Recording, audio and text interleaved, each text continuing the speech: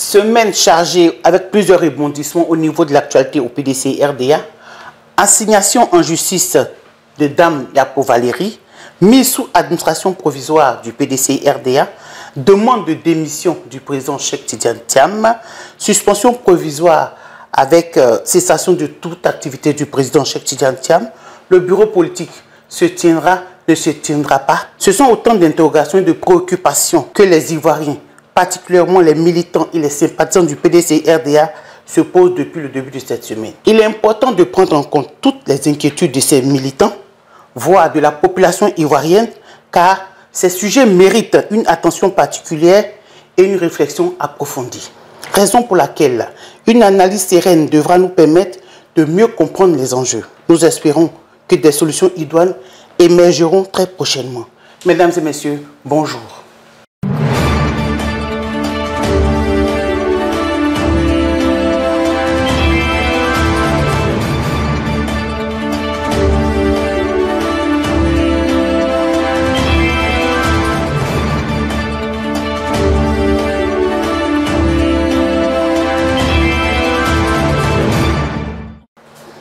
Vous êtes à notre 6e rendez-vous de notre émission C'est jeudi au PDC RDA. Bienvenue. Pour cette édition hebdomadaire, 4 sujets feront l'objet de nos échanges. Nous décrypterons l'interview du président Cheikh Tidiane Thiam sur la chaîne internationale TV5 Monde Afrique. Nous parlerons, actualité oblige, du procès de Mme Valérie Yapo contre le PDC RDA et son président. Évidemment, la RLE, révision de la liste électorale, toujours sera à l'ordre du jour. Nous terminerons par l'exportation et les fuites des produits agricoles. Nous sommes avec notre invité maison, l'honorable Ismaïla. Bonjour honorable. Bonjour madame. Merci monsieur le secrétaire exécutif en chef, en charge de la communication, porte-parole du parti. Semaine assez chargée avec plusieurs déclarations à votre actif pour le compte du PDC RDA, n'est-ce pas? Oui. Oui, beaucoup chargé, mais par la grâce de Dieu on tient. Honorable, 20 minutes pour aborder ces 4 sujets, ce n'est pas évident. L'interview du président sur TV5 Monde Afrique. Au cours de cet échange, le président Cheikh Tidiane Thiam a abordé plusieurs thématiques. Honorable, quel est le thème qui vous a le plus marqué?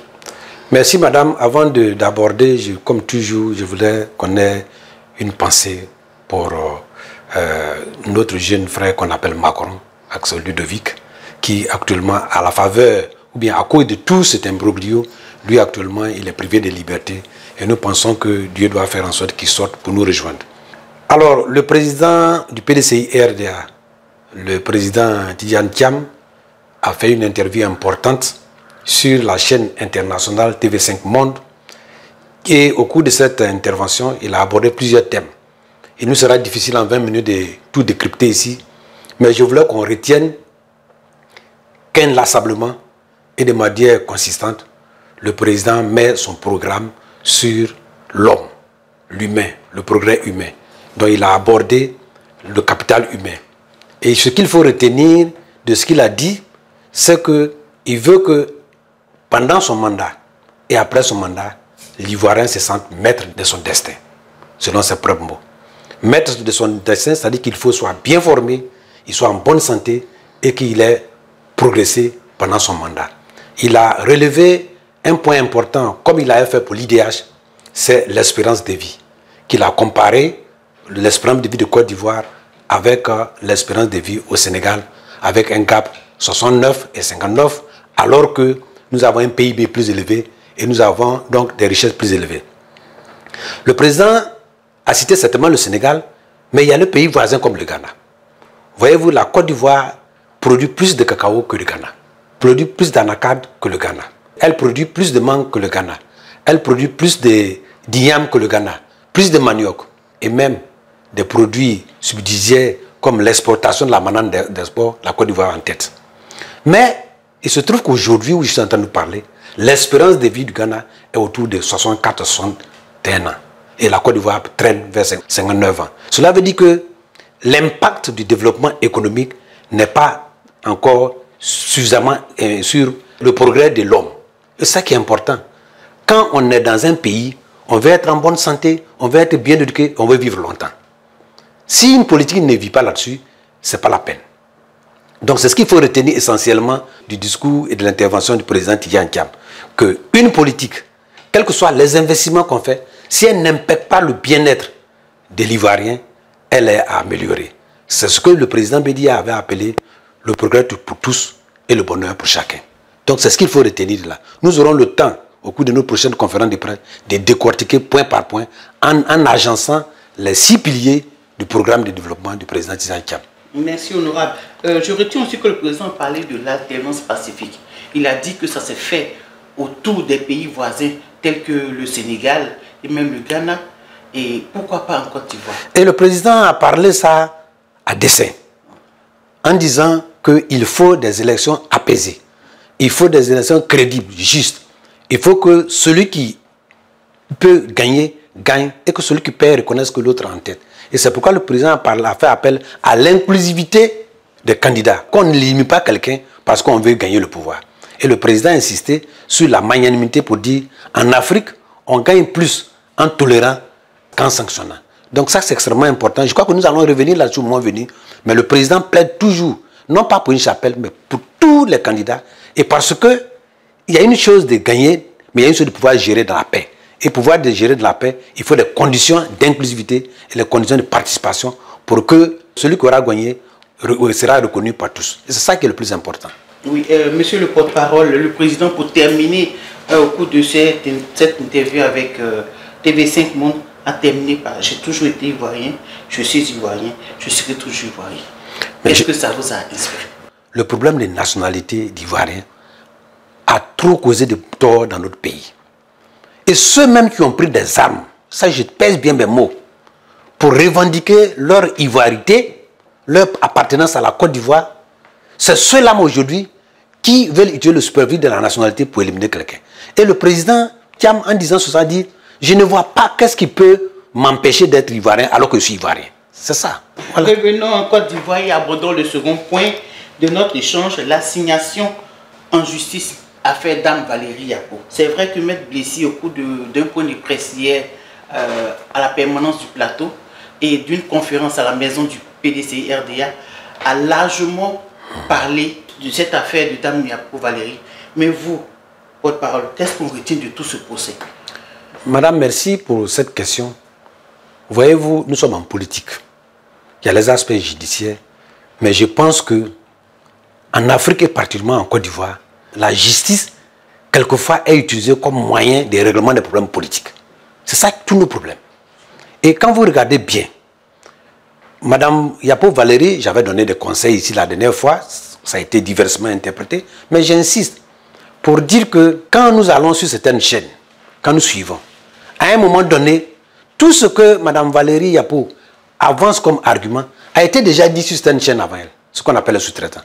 Rappelez-vous que sur certaines chaînes de télévision, on avait déjà accusé le PDCI d'avoir fraudé les élections au Congrès. Et aujourd'hui, elle utilise ce thème de fraude de l'élection du président Thiam. C'est une coïncidence quand même assez bizarre.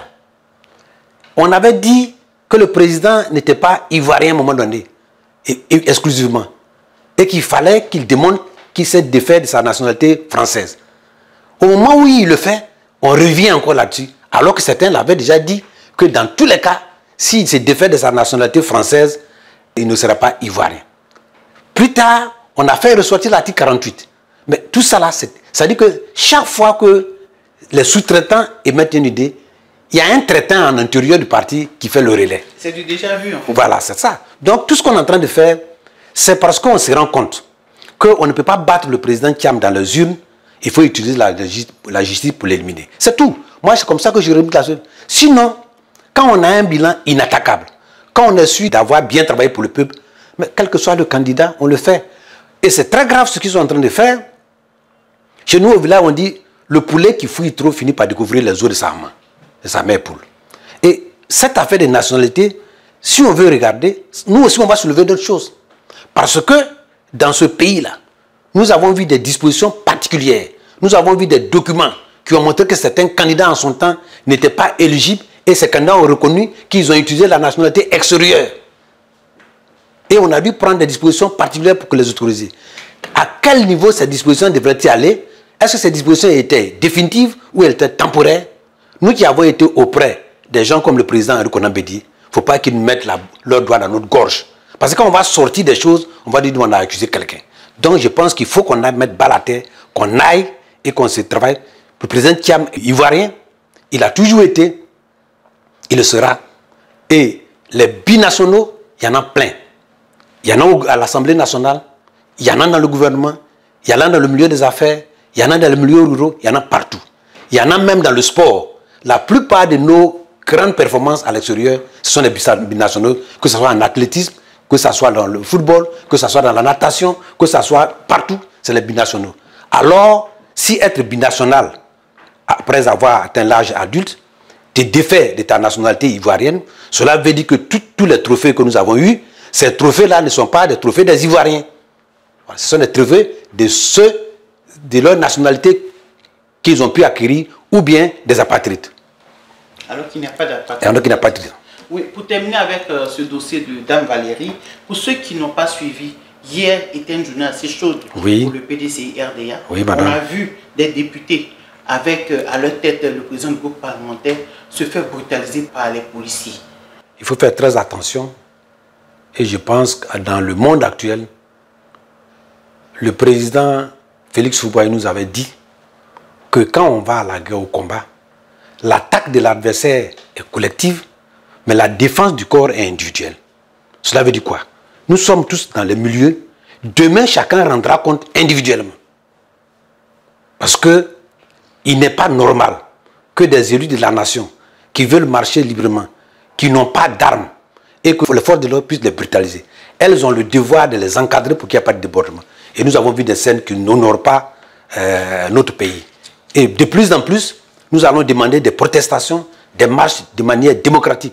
Et je demande, nous voulons que donc les forces de défense et de sécurité puissent se maîtriser pour pouvoir nous encadrer, pour que nous revendiquions. Dans ce pays-là, en 92, on a vu le RDR et le PPAC, en ce moment-là, on a eu le PFPI marcher. En 94, en 95, jusqu'au boycott actif. Et par la suite, on a vu des gens le faire. Je pense que tout cela est derrière nous. On n'a qu'à être civilisés, on n'a qu'à faire les démarches dans la démocratie et puis qu'on avance. La justice n'a qu'à se mettre au-dessus des hommes politiques pour dire le droit. Une justice juste, pour ne pas pour une tautologie, mais aussi qu'ils se disent que tout change et tout passe.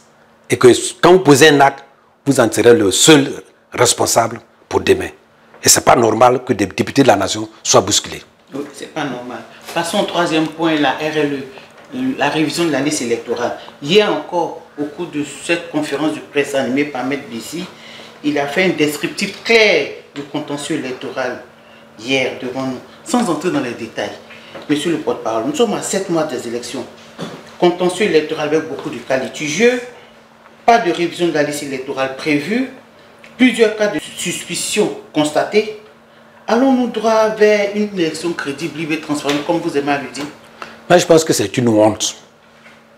Je pèse bien mes mots pour notre pays. Après avoir revendiqué longtemps que le ministère de l'Intérieur ne pouvait pas organiser les élections parce que dépendant d'un État, mais on a une affiliation de la CEI à l'État qui est pire que celle du ministère de l'Intérieur. Et quand on dit j'applique la loi avec intelligence, la loi te dit il faut faire une révision électorale chaque année. Et tu trouves des mots, ou bien des astuces, ou bien des alibis pour ne pas le faire parce que, qu'est-ce qui se passe? C'est que les gens ayant vidé leur stock, toute révision actuelle est sûre que la majorité de ceux qui vont s'inscrire ne sont pas pour le pouvoir en place. Donc il faut qu'on maintenant interdise ça. Deuxième chose, ce que l'on a ressenti, des femmes qui ont 37 enfants, des gens sans papier, des gens qui ont des certificats de nationalité, pour non, certificat de nationalité. Et je vois un pouvoir ou des organes du pouvoir pour dire, mais l'opposition n'a qu'à montrer. Mais est-ce qu'eux-mêmes ne savent pas que c'est faux? C'est pas bon. Et même des gens en intérieur qui se plaisent, qui commencent à jouer, mais vraiment je ne comprends pas. Même si on n'aime pas le PDCI-RDA, il ne s'agit pas du PDCI-RDA, il s'agit de la Côte d'Ivoire. Il s'agit de l'image de notre pays. Et on a vu près de 5000 personnes sorties sur la liste de Port-Boué pour envoyer ailleurs. Pareil à Marcory, pareil à Poplateau. Partout où le PDCI-RDA a les mairies, on veut les déstabiliser. Donc ça, c'est des choses qui ne peuvent pas aller. Et je dis, les gens de la CEI, un jour, peut-être que ce ne sera pas un mieux avec nous, mais ils auront à s'expliquer. En ce moment-là, il faut qu'on ne va pas excuser Satan en ce moment-là. Parce que Satan, lui, il est là-bas, c'est quand tu te donnes à lui qu'il t'attrape. Donc il faut que nous fassions très attention. On ne peut pas aller à une élection transparente, crédit, avec une telle liste électorale, avec un tel comité. La CEI est disqualifiée. La CEI actuelle est disqualifiée. Peut-être, comme on le dit au village, c'est quand le chien est serré qu'il mange la croix que ça accorde. Sinon, vraiment, on ne peut pas aller. Et ils n'ont même pas honte de venir s'asseoir à faire du juridisme mais médiocre. Ça, je ne comprends pas ça. Donc moi, je pense qu'il faut qu'on s'asseye pour avoir un minimum. Le PDCI RDA, le PPACI et le FPI ont envoyé des éléments. Ils n'ont qu'à prendre le temps au moins de vider ces contentieux pour qu'on puisse aller avoir un minimum pour aller aux élections. Donc au moins un cadre de concertation. Mais le président de la CEI ne veut même pas recevoir les partis politiques. Pourtant, quand il vient faire, il dit non, j'ai rencontré les partis politiques. Mais il refuse. Vous avez vu ce qui s'est passé avec les gars du FPI? S'il n'y a pas de cadre de concertation, où on va? Mais, madame, hier, on a posé la question à l'avocat. Nous sommes en politique. Nous allons revendiquer par la voie démocratique jusqu'au bout. Et on verra bien. Vous savez, dans la vie, tout ce qui est fait avec honnêteté et avec rigueur et avec la foi finit toujours par gagner. Le philosophe dit, quand le découragement vient t'avoir, il faut te dire que l'amour et la vérité finissent toujours par triompher. Et nous pensons que la vérité triomphera. Le dernier point que nous abordons est l'exportation et les fuites des produits agricoles. Honorable, nous assistons heureusement à une augmentation du prix du cacao à 2200 francs le kilogramme. Par la même occasion, une ordonnance est prise sur la suppression des exportations illicites des produits agricoles.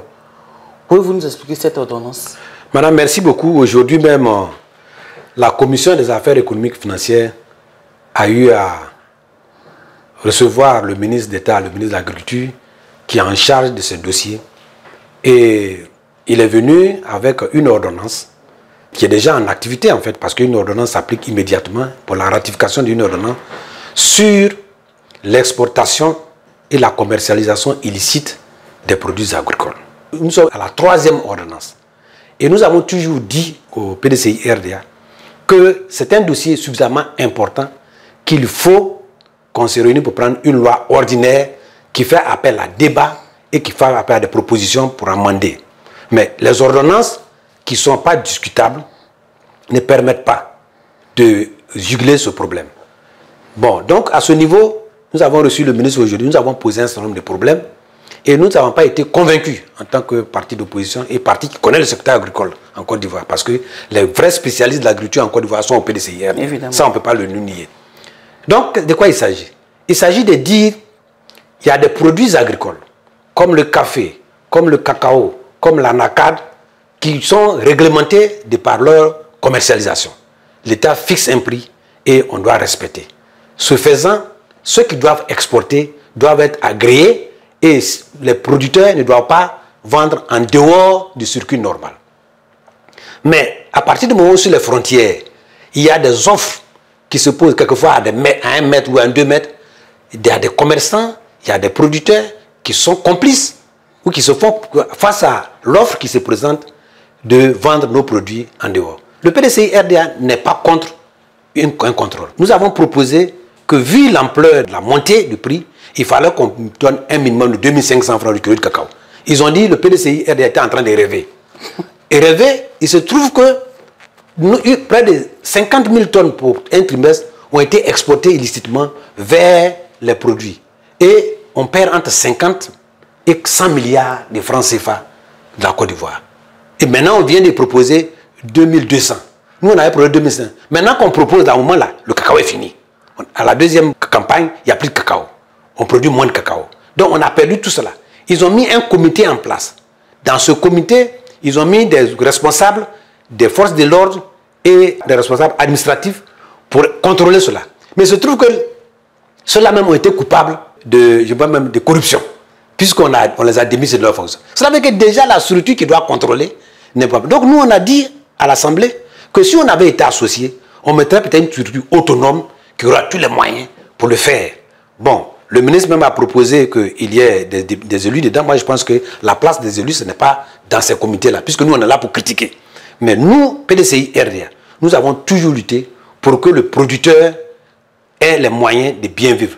Le développement humain aussi, c'est les moyens humains. Le producteur, il doit pouvoir bénéficier. Il est le seul, il est le premier producteur de la richesse. La plantation de cacao, la plantation d'EVA, la plantation d'anacard n'est pas financée par l'État. Ce sont des structures privées individuelles. L'État se charge seulement de faire la commercialisation. Et en commercialisant, l'État prend sa part qui est le DUS. Mais il se trouve que le président actuel, avec son parti, le RDR, avait promis que le président allait avoir au moins 60% du prix CAF, c'est-à-dire le prix vendu là-bas. Aujourd'hui, le prix est près de 7 000, 5 000, 60% minimum, c'est 3 000 francs CFA.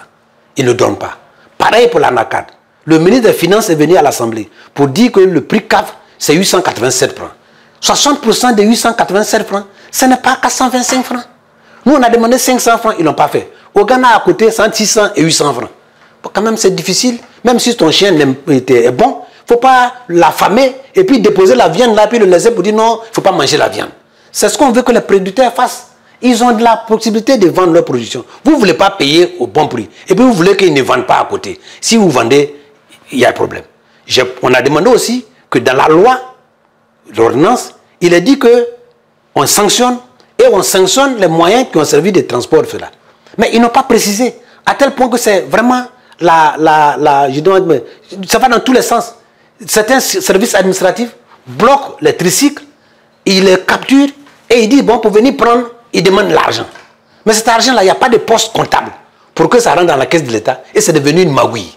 Donc tout cela fait que nous, au PDCI, on a estimé qu'il faut une vraie loi qui soit prise après concertation de tous les acteurs, y compris les élus, y compris les services administratifs, les hommes d'affaires, les opérateurs, et qu'on vienne mettre, que chacun comprenne, d'abord, que c'est de l'intérêt de tous pour que l'État ait les moyens pour développer le pays, et ces moyens-là viennent chacun. Que l'État aussi comprenne que les producteurs qui souffrent, eux aussi ont besoin d'un minimum pour vivre, ne serait-ce que ça. Quand on fait le point de ça, alors nous avons demandé qu'il y ait une vraie loi. Nous avons dit qu'en tant que parti politique, qui est pour que l'État contrôle, nous ne pouvons pas voter contre cette loi. Mais en tant que défenseur du milieu rural, qui est pour que le paysan aussi puisse gagner, et comme le paysan ne gagne pas, nous avons voté abstention. Donc voilà ce qui fait. Alors, au PDCI RDA, nous avons pris l'engagement que si nous venons au pouvoir, nous allons avoir une concertation avec les producteurs pour s'accorder sur un minimum qu'ils doivent avoir, et Dieu fera que nous viendrons au pouvoir pour le faire. Un mot à ces producteurs que vous défendez tant. Quand j'étais candidat pour être député, j'avais promis à mes parents que si vous me lisez, vous me prenez comme un porte-parole de tout le monde rural. Et je pense que ça, on ne peut pas m'empêcher de dire, chers paysans, dans quelques mois, le PDCI RDA viendra demander votre surplage pour vous défendre. Et la personne que je vais vous présenter en tant que défenseur du milieu rural, c'est le président Tidiane Thiam. Vous aurez à choisir entre votre progrès, votre avenir et le passé qui a été toujours sombre, qui a fait des tromperies. Pourquoi on ne peut plus croire au RHDP, RDA? Voyez-vous, le RDA donne toujours des faux chiffres. À l'Assemblée nationale, le ministre des Finances est venu dire que le taux de pauvreté c'est 39%. Aux Nations Unies, le vice-président a dit que c'est 35,6%. Le ministère du Plan dit 37,6%. Voyez-vous, ils nous ont mis dans ce nuage-là. Que ce soit le taux de satisfaction de l'eau. Le ministre est venu à l'Assemblée pour dire qu'on a un taux de couverture de l'eau potable en Côte d'Ivoire de 94%. Au Congrès, le président dit 74%. Voyez-vous? Pareil pour d'autres chiffres. Trop de différences. Donc, vraiment, on nous mélange avec... Et même le taux d'endettement.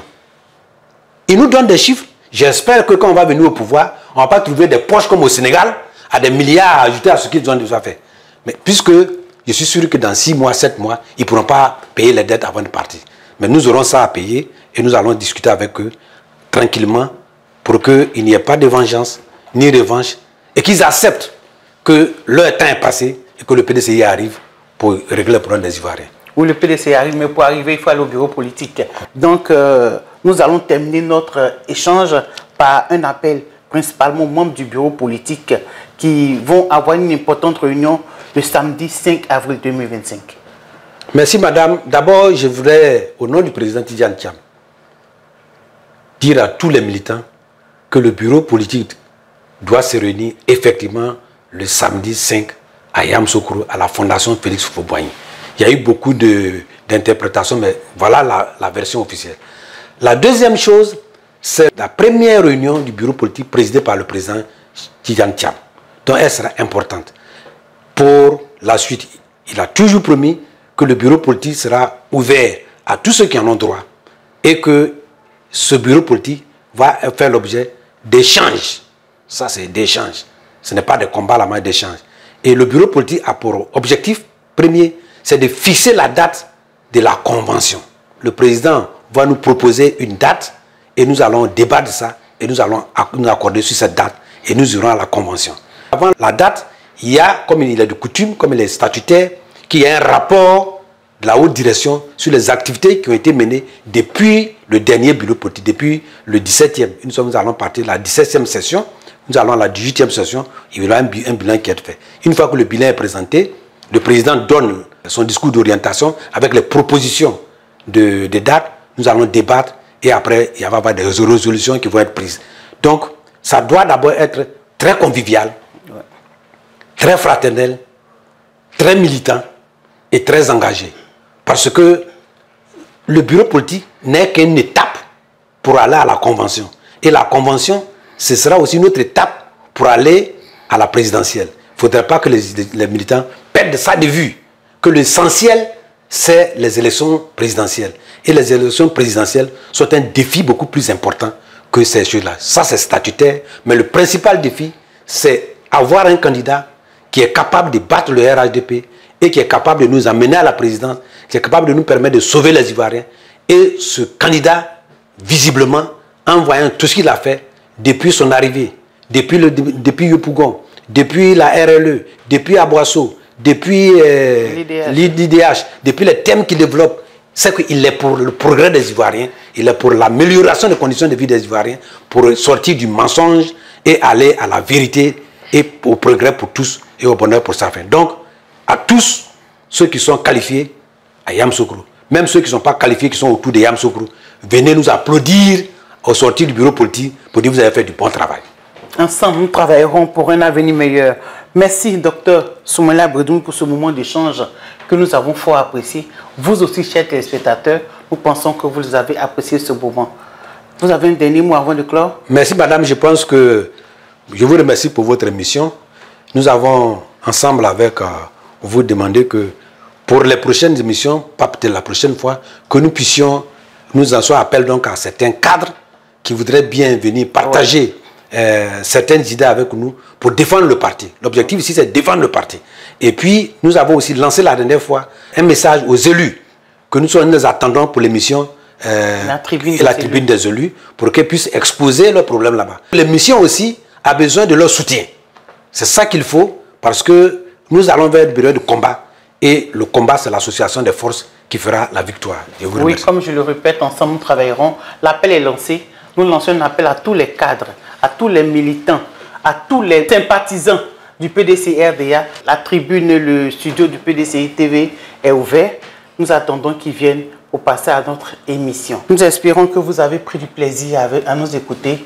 Merci honorable pour ce moment. Je le répète, à vous chers téléspectateurs, merci de nous avoir suivis et à très bientôt pour un prochain numéro. Bonsoir chez vous. Dieu nous garde. Merci beaucoup. Vivons l'actualité sur PDCI TV tous les jeudis avec l'honorable Brendoumi Soumaïla.